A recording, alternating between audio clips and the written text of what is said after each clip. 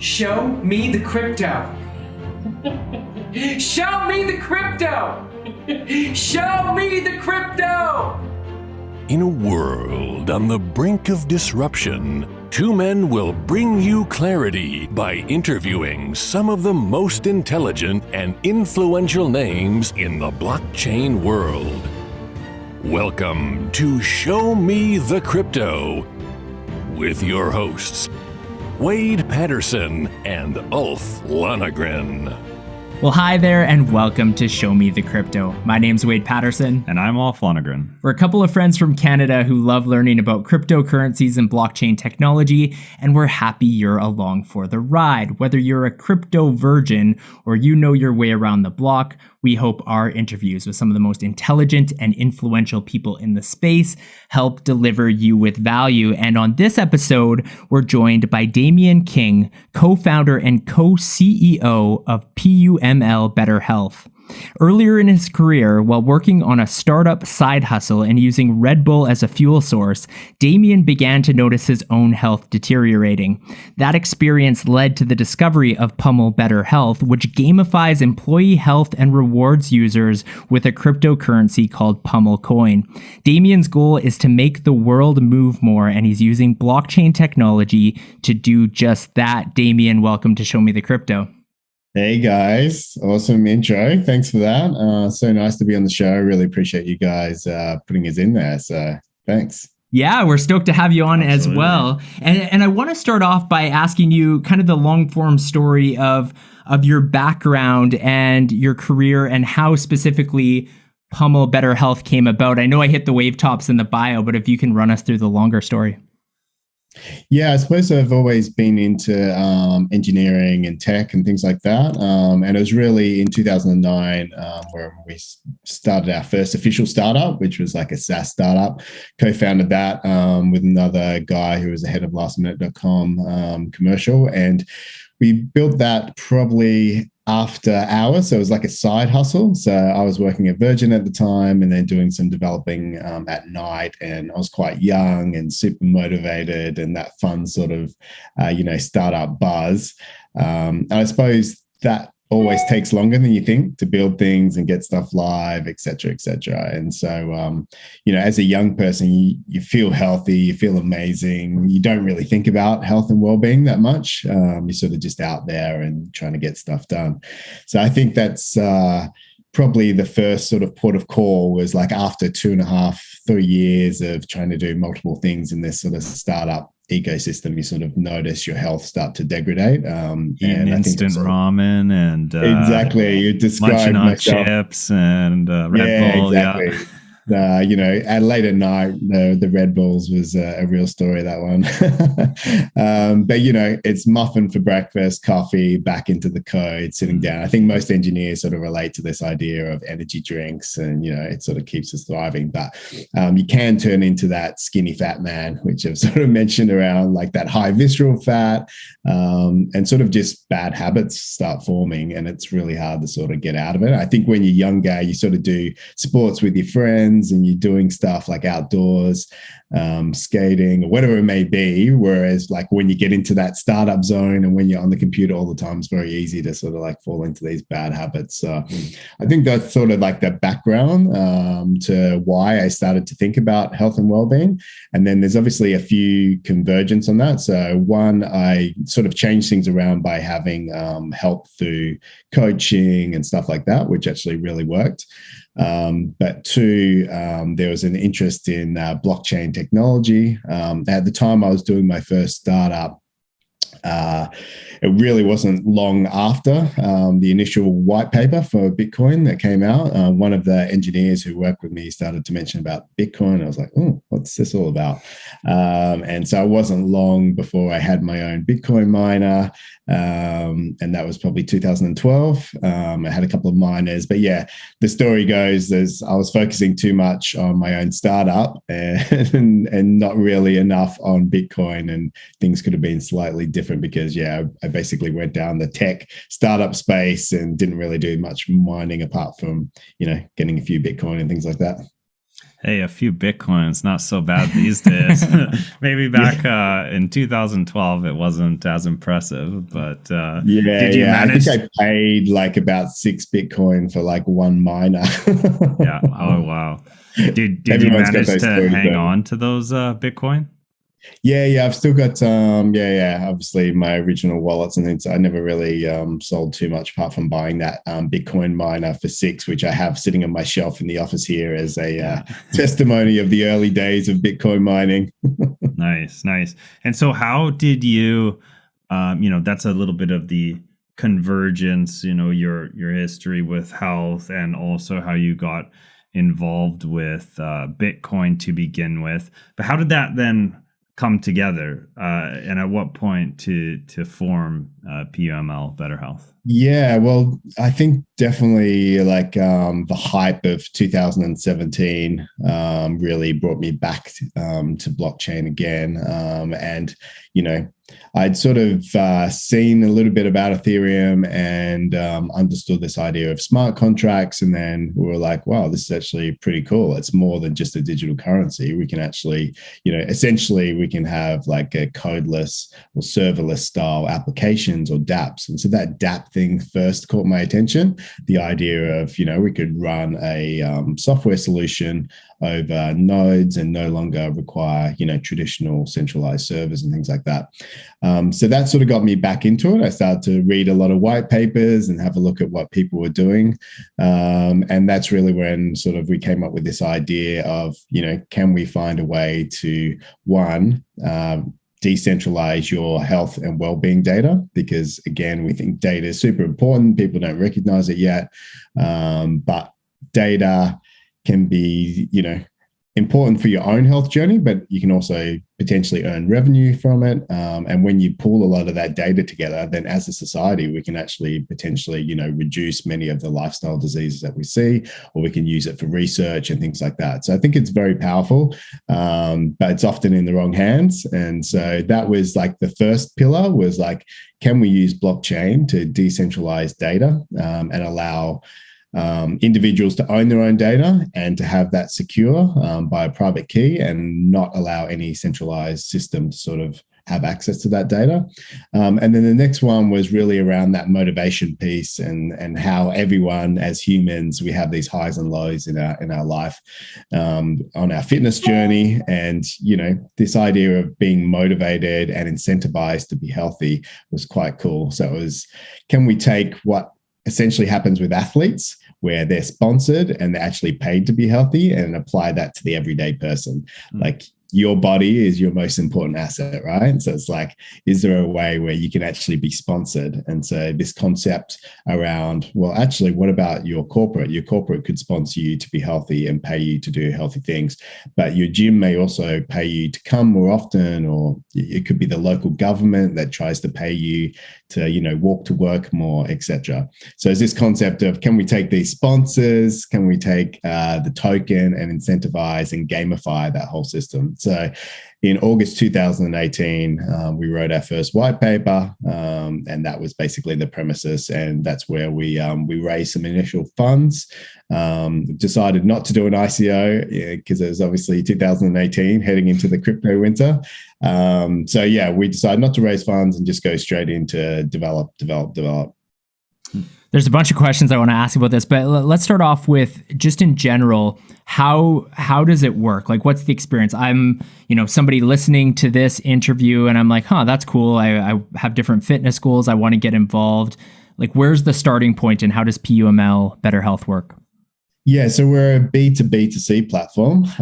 So if you work for a corporate, then you can refer your corporate to us. And then basically what the corporate will do is say, we'll sign up to the platform and they buy our coins, and they'll say, we'll buy $1,000 of PUML Coin, and then we're going to run some challenges. So we're really zoned in on both physical and mental health challenges. So one challenge could be, everyone walks like, 10,000 steps a day for 30 days, create your own team, names, give them a team name, and you see all your other employees. You get to send messages and affirmations and stuff like that. And then at the end of it, if you meet your targets, you win those coins.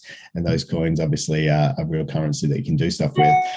But it could also be like a meditation. So we're really interested in creating healthy habits and tools for people who now work from home, who are working remote, and, high levels of stress. That is the number one problem we're solving right now, is just people feeling lethargic and underperforming and feeling disconnected.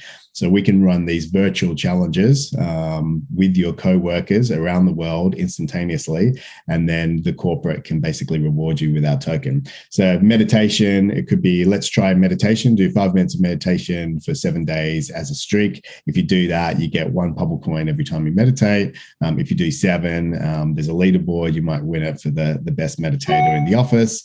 And so the corporate is paying us to run our platform, and then they're also buying our coin to reward to their employees. But the cool thing, which is quite unique to us, is most corporate systems are quite stale, and they just go straight to the employee and they're ring fenced. Whereas ours, now the employee can invite their friends and their family, and they can do what we call branded challenges. So if you don't work for a corporate, you can also just download the app and join some branded challenges. So Foot Locker recently did a challenge, which was walk 3,000 steps at lunchtime for Singapore and Hong Kong. If you got outside and walked that, then you could win some coin, which would be redeemed as a Foot Locker gift card. So it's quite a fun way to run virtual challenges, and obviously has the benefits of getting coin and either redeeming those coins for products and services that the corporate sets up, like, YouTube or, iTunes cards and things like that. Or otherwise you can connect your private key and then take that coin and, exchange it for EOS or Tether or other cryptocurrencies. There's couple questions out of that. You kind of half answered one, but I'm curious. So one of the questions I wanted to ask was around if you can join without having a corporate sponsor, is there any use at all? And you kind of mentioned, yes, there is, because you can create these branded challenges. But I guess I'm still a little unclear with a branded challenge. So can anyone create that? And does it still need to essentially be a sponsored thing? Like if I wanted to create my own challenge just as a person, is that like, must I put out some sort of, reward for those who participate? Yeah, so the tokenomics work that someone like the sponsor always pays for the coins. Okay. So I think there's been a couple of people who have tried to play in this space before, and they just give away their coins for no particular reason, like for, whatever. And we know that dilution just doesn't work. Like the tokenomics don't add up. So it's a key part of our proposition that someone pays for the coins. So the branded challenges, yes, you can download the app and join them. We're trying to add more of those. Our focus at the moment is like revenue. So the corporates is a really clear problem that we're solving right now, but the brands, we want to start bringing on bigger names and obviously getting more budget there. But you picked up on something that we're super excited about, which is, can you just join? Can you create your own challenge? Can you set your own reward? And can you get your friends and family on? And that's something we are building at the moment. So you will be able to go in and say, I want to do a challenge. I'm going to invite just my mates or just my family, the people who actually are proven to motivate you more than anyone else, right, is your friends and family. So that's who we want on there. But the cool thing is we're going to have this ability for you to take your coins that you have and put it in and actually use that as a reward. So, or potentially all of your friends and family stake 20 PUML or 100 PUML, and then the winner gets the prize. So really trying to bring that sort of gamification element with the coin, which is highly motivating, not only from, the accolation and the rewards and recognition, but you obviously get coin for winning as well. Yeah, for sure. Which leads me to my next question. What about like how is it tracked? How can I not just cheat the system? Especially like, I guess maybe that would be less of a concern if it was just me and my friends and they were like, yeah, you cheated. But like, what about when we're talking about more of a corporate entity? I mean, they want to make sure people are playing by the rules. And is it not where, do people just say, yeah, I did my meditation today? Or is there some sort of, I don't know, check and balance along the way? Yeah, it's a really good question. So we've played around a lot with this. With the corporates. So first of all, what you do is you connect a wearable. So we support Apple Health. We integrate natively with Fitbit, with Garmin, with Google Fit on Android, and then a number of other devices that connect through those systems. So we've done a lot of work in what we call our cleansing algorithm. So we did have, as you would imagine, a number of cheaters come onto the system, some of them more sophisticated than others. Probably the most common way was people building their own APK that basically you can create your own steps or whatever data it is and then force that into Google Fit. So Android obviously sucks as a security system because it's always just so easy to reverse engineer things and get it in there. So we've slowly pulled those things out and really improved on the quality, which has obviously upset a few people. Everything goes through that algorithm now to make sure it's really clear. We don't find the corporates really, again, you get called out. The same with your mates, right? If you put like a million steps or whatever, they're obviously going to call you out, BS on that. And same in the corporate environment. We've had like really good results, but ultimately everything that we're getting is via a wearable. So usually they're pretty high quality, etc. In regards to meditation, that's built into the app.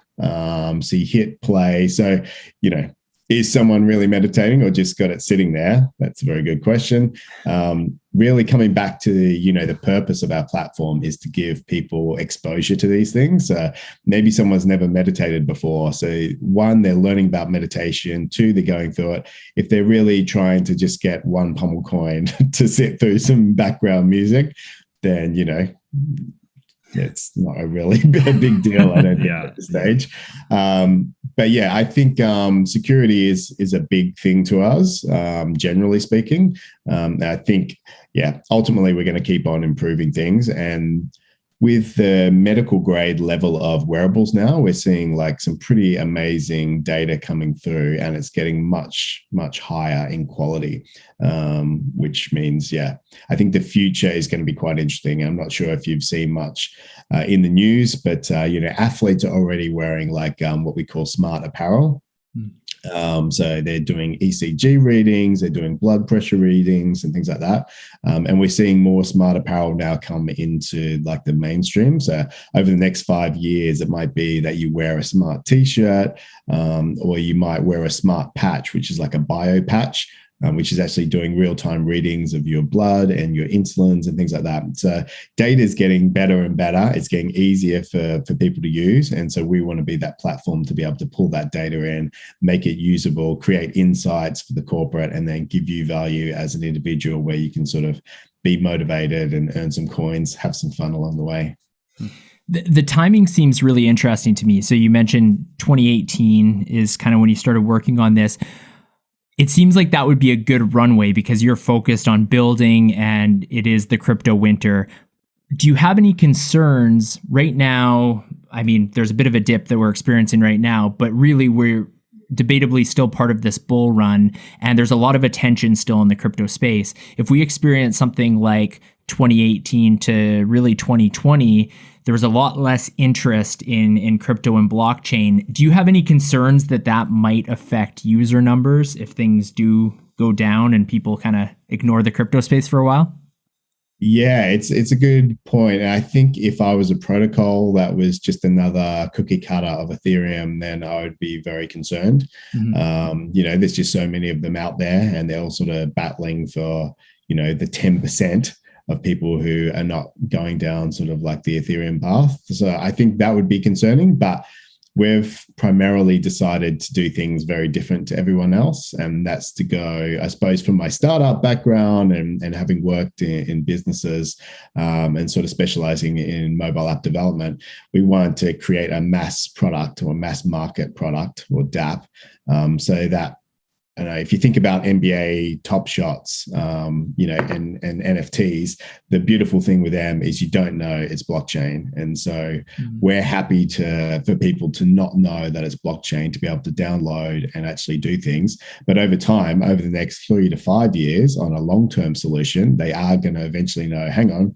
I've got all this cool data that's now it's stored and it's protected. And, I've built up this amazing pool, and I've got this wallet with real coins that's actually worth something. So we've, obviously taken a strategic decision to do things sort of the opposite. And because we are a DApp and, we have a real application that's working with real revenue, it really doesn't matter if we go into another winter. But yeah, the actual building of the distributed data record, we haven't executed that. So our mainnet's not live yet. So we are still on a long path to actually develop exactly what we want, because we've got things like, GDRP. So we need basically sharded nodes, and no one is quite doing a sharded solution. So that's something that we're thinking now.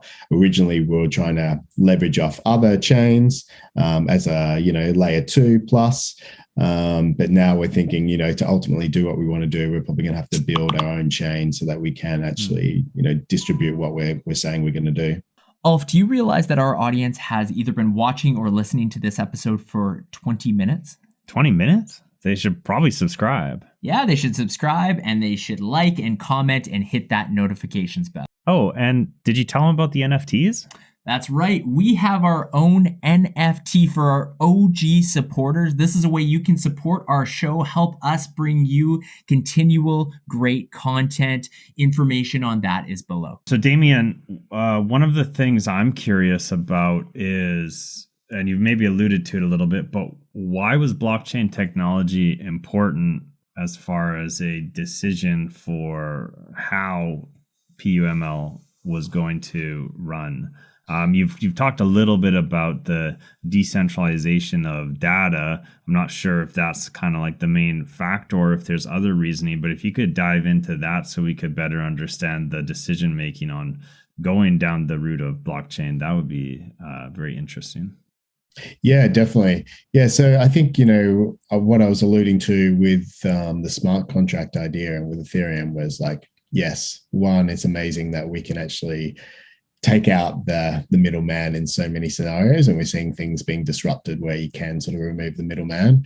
The middleman now is really governments when it comes to data, and it's big organizations, probably only like a handful of organizations, like Google's one of them now acquiring Fitbit, that owns a lot of your data.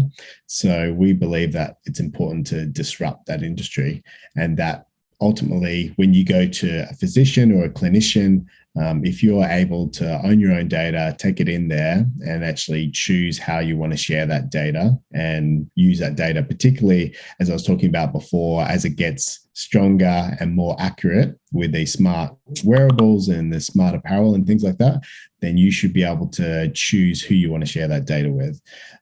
Particularly when we know that, insurance companies are getting smarter, the same as technology is getting smarter. And, even when it comes to getting jobs and things like that, people are starting to understand more about us as an individual. And sometimes it could be discriminatory depending on, our own health and where we're at and things like that. So by owning your own data, that's ultimately the number one reason for us sort of going down that blockchain path. With that digital health record, I think a few companies have tried to solve that and no one has really solved that yet. Like I said, it's a slightly different mechanism to just a standard blockchain solution, because we do have governance around data and provenance.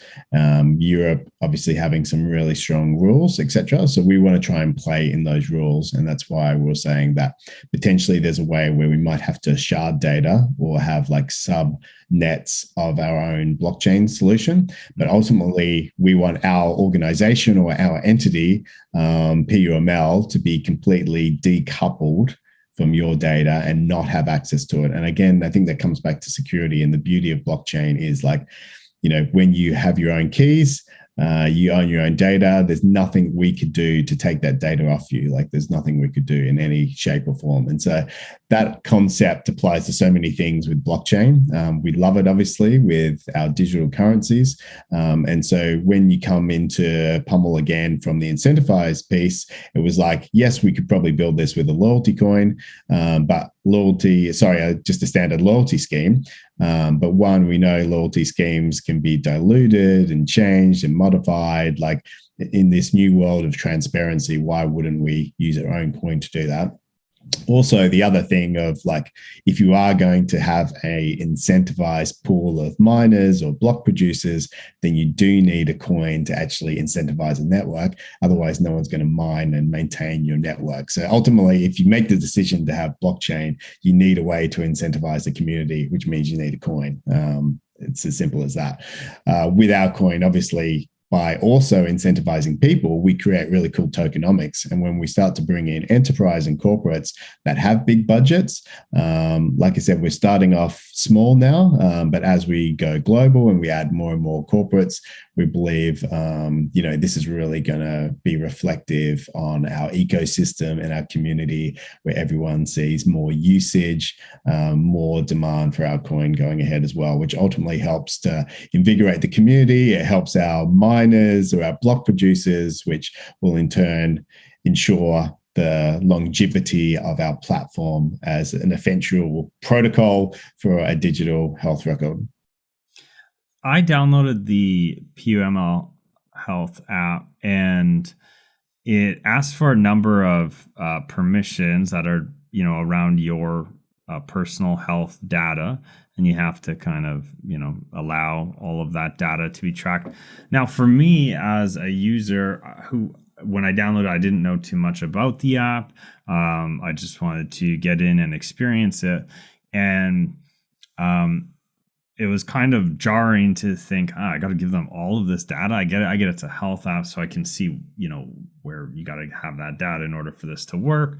But things that weren't apparent to me at the time was that I still own that data, as it sounds. And so I'm just curious, how do I own that data? How is it used in a way that is still private and within my ownership, I suppose? And the fact that I didn't know, is that something to take into consideration to maybe make more apparent? Because it sounds to me like an awesome selling point, Yeah, no, it's a really good point. And first of all, thanks for downloading the app. Thumbs up there. I suppose there's two parts to that question. One, we're doing our terms and conditions in a way. Who reads our terms and conditions? Probably not many people. But ultimately in that, we do try and make it clear that you own your own data. So right. I think there's a couple of things there to say that we're building out a process. So only our coin is on chain and our transactions are on chain. As I described before, our main net, which would essentially disconnect your data from our entity, has not been completed yet. So right now there's like your data. And so there's a level of permission or trust between our organization and our members. And that's the fact that we say that, one, we will never sell your data. And we make that very clear in the terms and conditions, etc. Two, we do hard deletes. So we're probably quite unique in like fully deleting out of, if someone asked their data to be deleted, it's taken out of, all of our systems, all of our data storage, everything, it's completely gone. So there's no soft deletions and all this type of stuff, which most people do in our industry. And then third, that data, if you were to put a first name and a last name or something along those lines, is identifiable. So we've sort of done this. You would have noticed you sign up with a mobile number and you can create a user handle. The email's there, but we all know that emails are usually not identifiable if you're just putting in random things. So the nice thing again is we've created a clear line between our members and ourselves. And this applies for the corporates as well. So we don't really know who you are or who our members are. Your friends know who you are because you got a user handle and you've got, a profile picture, and you can invite them via, mobile numbers and things like that. But we as an entity, we're again trying to put up this wall to say, well, we don't really know who you are. So that's another level of sort of like security that we're so overtly put in place. The other thing I think is really interesting is the fact that you're using EOS. And for maybe our audience, so one of our trajectories is to provide unintimidating content for those new to the crypto space. And for our audience members who haven't heard of EOS, maybe just a quick explainer of why you chose to go that route as opposed to Ethereum or one of these other chains. Yeah, definitely. So ERC20 was obviously a standard smart contract that we're going to launch our token on, and we could have done that. But ultimately, we want to build a DApp in the first version of our company. So that's a distributed app, for those who don't know about, which means you need to be writing to the chain on a regular basis, either on a per user, per day, per minute, per second transaction level. So we did quite a lot of work around Ethereum. We had our smart contract audited. We were ready to go, but because we didn't do an ICO, we didn't have a lot of funding, and the costs of running a on-chain DApp on Ethereum just whichever way we looked at it, we could not make it work with our budgets at the time where we were. And we were obviously looking at a number of different chains as well. There's obviously been quite a few at the time in 2018. Some of those chains were simply not ready. A lot of the ones we know today, even in the top 20, were around at that time, but they didn't really have a mainnet. So EOS was one of the very few with a working platform that we could use. And we sort of got into this idea of staking. I think that was like, most people didn't even talk about staking in that time. Most people sort of, it was all proof of work. Everything was POW. And when you start to understand staking and, I suppose that concept that if you've got some coins and you stake it and then you get utility out of that, and it's not costing you in a gas fee for every transaction, it's actually a great solution. And I think many chains are now starting to do this, and we know 2.0 of ETH is sort of going down the similar way.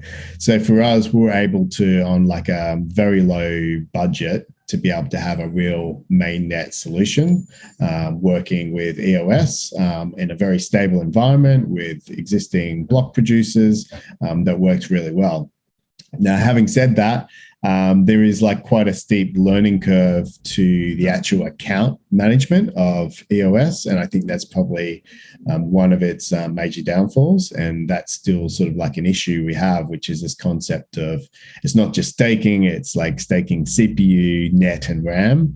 And, many of our users who have a wallet, we hold their coins for them to put their private key in. As soon as they put their private key in, they go, okay, we're good to go. And they've created a free account.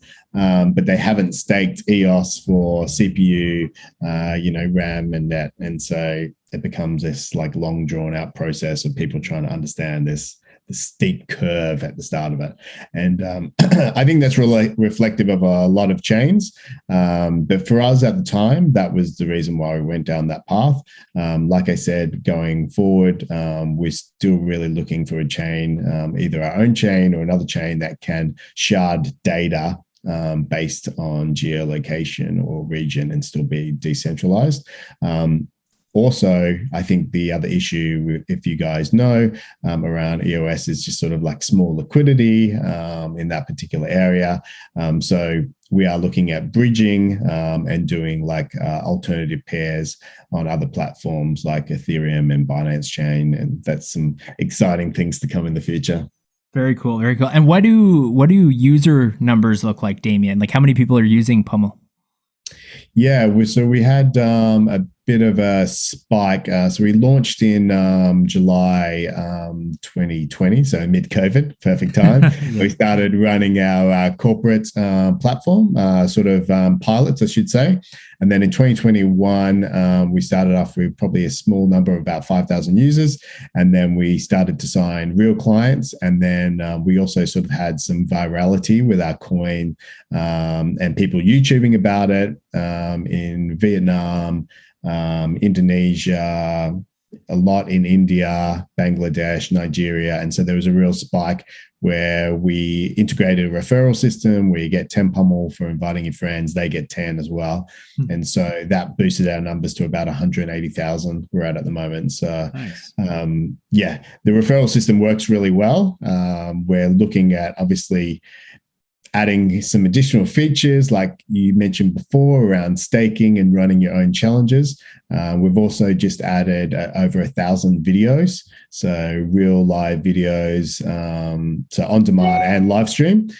So meditation, dance, workouts, all sorts of stuff there that you'll be able to get access to either through your PUML Coin or by subscribing for $4.99. So that's going to come out shortly as well. So we think when we've got that in place, we have a better way to monetize those users. And so we want to hit like 250 in the next few months, and we want to hit like 1 million by the end of the year, sort of thing.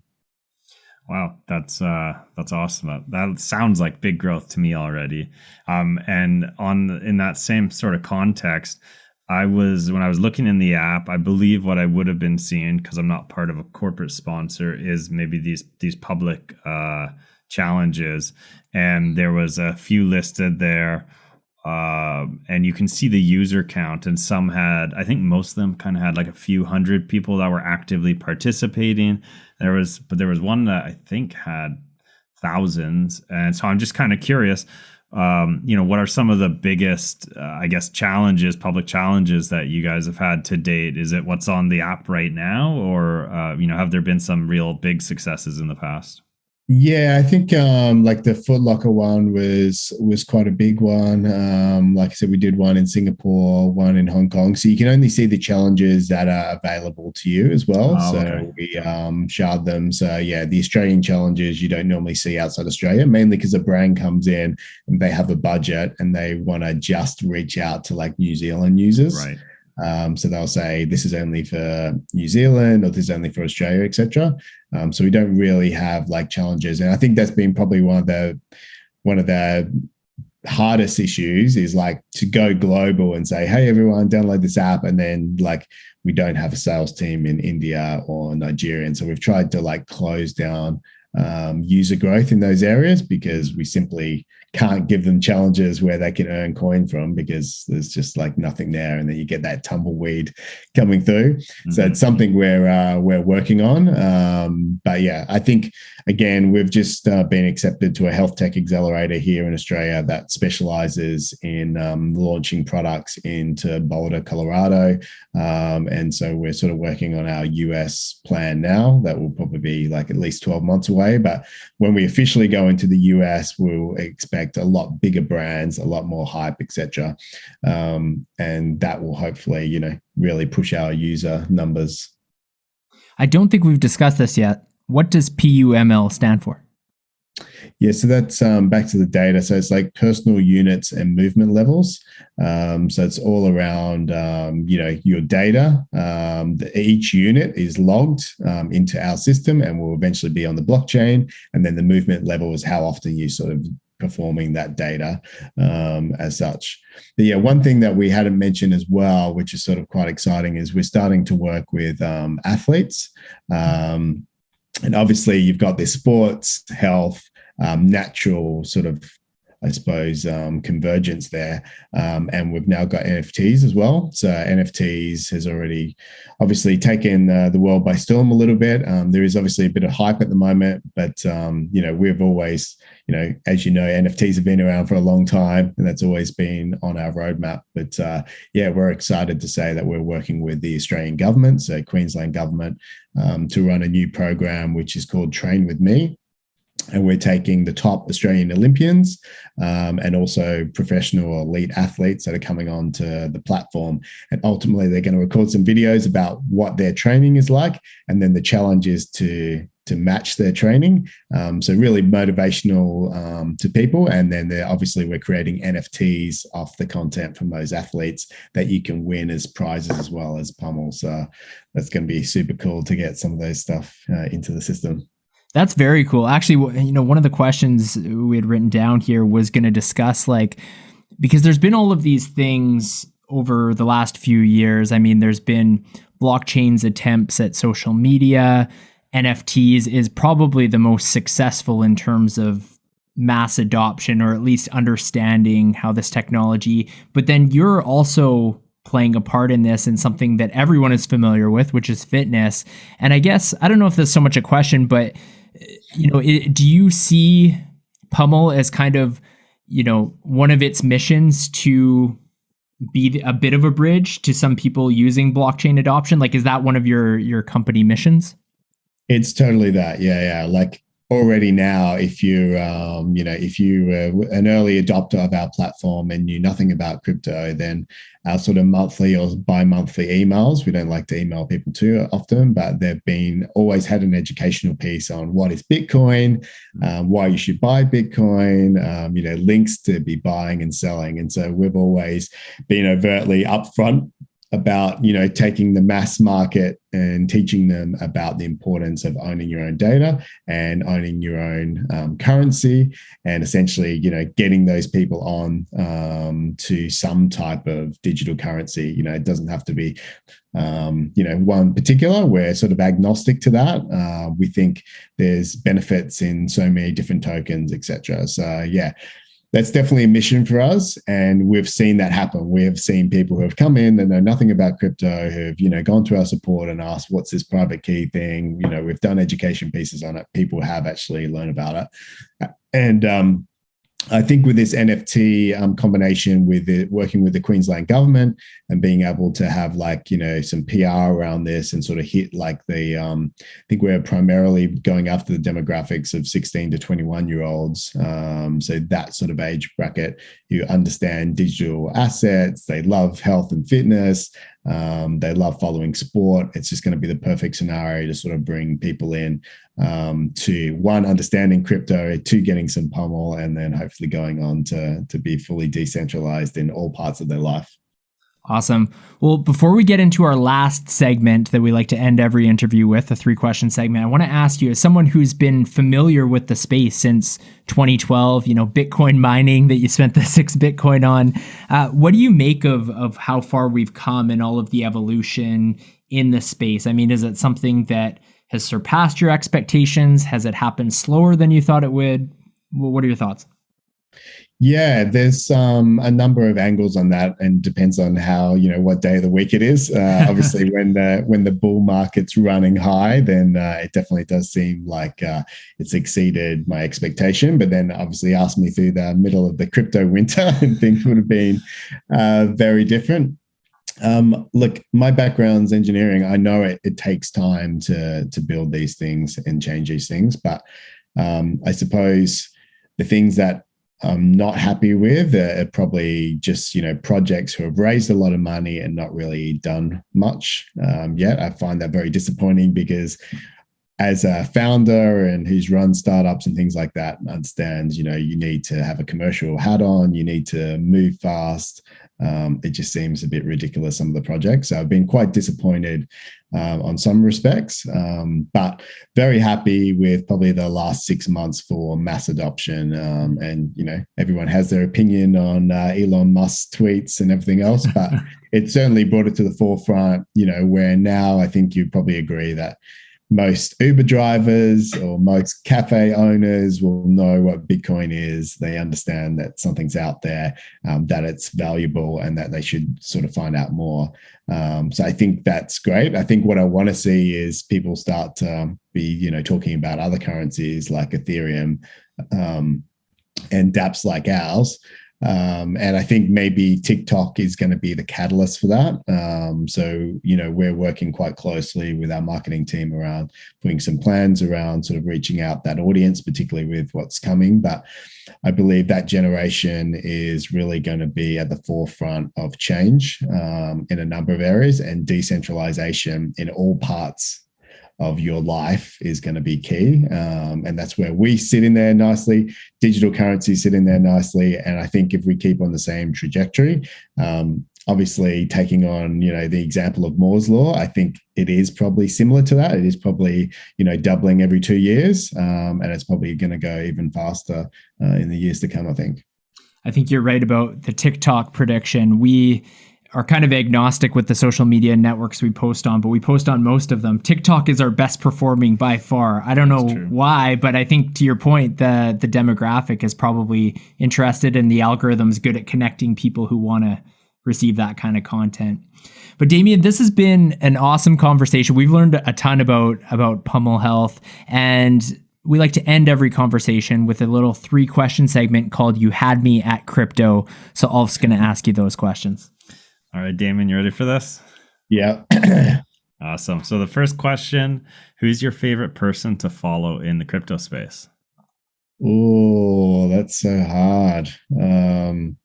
Yeah, I'm probably just going to say with Girl Gone Crypto, just because she just seems so authentic. There's so many options out there, but I just think in crypto Twitter, you've got the people who, claim they're whales or they talk a big talk or whatever, and you don't really know 100% who they are and what their background is, where I think she's been very transparent with her journey. And, I met her very early on and we did an interview, and it's just been great to see her gain more and more traction. She knows everyone now in the crypto space. She's never like selling short or, doing stuff that's like untoward or, from a sponsorship perspective, etc. So yeah, I think she's amazing and a really high quality influencer. Her 1 minute, like this past week in crypto explainer videos are amazing as well. Yeah, no, just great. But you guys now, obviously, yeah. That's right. There we go. Yeah, and if you guys listening are interested, we've got an interview with Girl Gone Crypto. So yeah, it was one of our first. Leah's awesome for sure. Yeah. All right. What will the price of Bitcoin be 10 years from now? Oh, 10 years from now. Well, yeah, that's a big one. But yeah, I would like to, I could pinpoint and say, yeah, it's going to be between like 250 and 300,000, that sort of mark, I reckon. All right. A little lower than we've had. Lower than average. So, but I think we've also asked those at maybe more it depends times, where we are in the hype cycle for sure. Awesome. Okay, question 3. What is the I'll most... just put in there, by the way, just so you know, something I picked up the other day, which sort of makes me less bullish about Bitcoin, is the fact that, speaking about TikTok as well. So I've always been a big fan of Bitcoin, but never a maxi for obvious reasons. Mm-hmm. But yeah, I picked up the other day this tweet, and it was the first time which I just went, that's actually really interesting. And that was like, Bitcoin is for boomers. And it was this idea that only old people buy Bitcoin. And I actually do really believe that is like, it's probably one of its biggest dangers right now, is that it's just going to become unfashionable and it's going to hit a ceiling and not really go much up over that. That's an interesting take, and I can see the validity of the argument for sure. Interesting. Wait and see on that one. Yeah. All right. Question 3 here. What is the most underrated coin or project in crypto? Other than PUML. Oh, yes. So many out there. But unfortunately, I think there's a lot of underrated coins on the EOS platform. But yeah, my number one underrated is Wax. I just think Wax is amazing.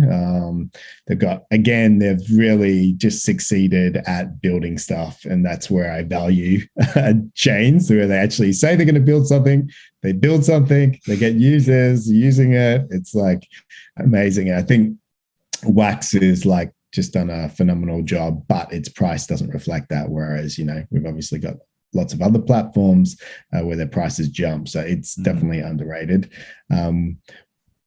I think we have to just keep watching that space. If NFTs keep on going, I think there'll be more and more people move into that space because, the great thing, if you're a kid, and I've got a 9-year-old who I minted an NFT for, she's a bit of an artist, and we went on to OpenSea and Rarible and stuff like that. But the baseline of doing transactions with Ethereum is just so high so that you can't sell something for 10 cents or 20 cents. Yeah. And so I think it's quite interesting that, again, because of the staking mechanism on EOS, it makes it very cheap to do transactions and to write to the chain. So that does actually allow you to have these like micro NFTs that are not worth much money. Damien, this has been an awesome conversation. Thank you so much for joining us on this episode of Show Me the Crypto. Thank you. No worries, guys. Thanks so much for having me. And I'd love to chat again. keep on those challenges, mate. Download the app if you haven't already, if you're listening into this, and come on the journey, get healthy, and improve your wealth at the same time. Thank you for listening to Show Me the Crypto. Please make sure to subscribe as well as rate and review this podcast.